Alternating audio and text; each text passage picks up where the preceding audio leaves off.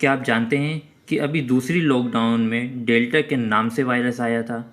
नहीं जानते तो ये वीडियो ज़रूर देखें।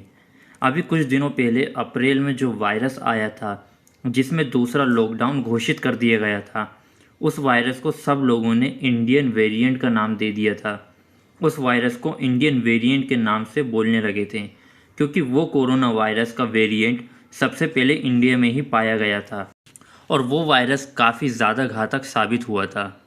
लेकिन WHO के मुताबिक ज़रूरी नहीं है कि ये वायरस इंडिया में मिला है तो इंडिया का ही है, ये बाहर से भी आ सकता है, लेकिन अभी इसकी पुष्टि नहीं हुई है।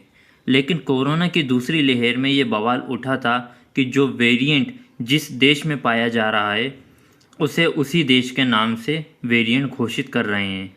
अगर ब्रिटेन में पाया गया है तो ब्रिटेन वेरिएंट और इंडिया में पाया गया है तो इंडियन वेरिएंट। इसी चीज़ को लेकर कई देशों में बवाल उठने लगा था।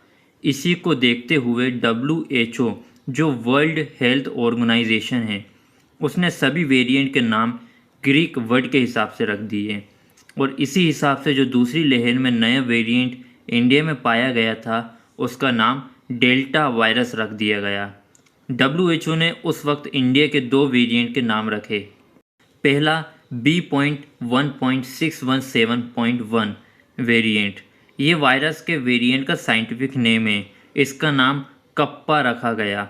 और दूसरा जो दूसरी लहर में पाया गया था B.1.617.2, उसका नाम डेल्टा रखा गया और ये दोनों ही वेरिएंट इंडिया में पहली बार पाए गए थे और ये दोनों वायरस ग्रीक अल्फ़ाबेट के हिसाब से रखे हैं।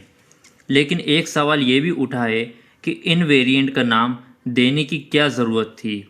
वो इसलिए क्योंकि अलग अलग जगहों पे इस वेरिएंट को अलग अलग नाम से लोग बुलाने लगे थे। कोई कुछ भी न्यूज़ देता कि महाराष्ट्र वेरिएंट, पब्लिक कम्युनिकेशन से अलग नाम से बुलाने लगी थी, लेकिन इसका साइंटिफिक नाम तो वही था B.1.617.1, जिसे कप्पा बोल रहे हैं, और B.1.67.2 जिसे डेल्टा बोलते हैं। लेकिन पब्लिक साइंटिफिक नेम नहीं जानती थी, इसलिए WHO ने इसे सिर्फ पब्लिक कम्युनिकेशन के लिए इन वेरिएंट का नाम ग्रीक वर्ड के हिसाब से रख दिया, ताकि पब्लिक को किसी भी तरह का कन्फ्यूज़न ना हो। अगर हम ग्रीक अल्फ़ाबेट की बात करें तो टोटल 24 अल्फ़ाबेट होते हैं।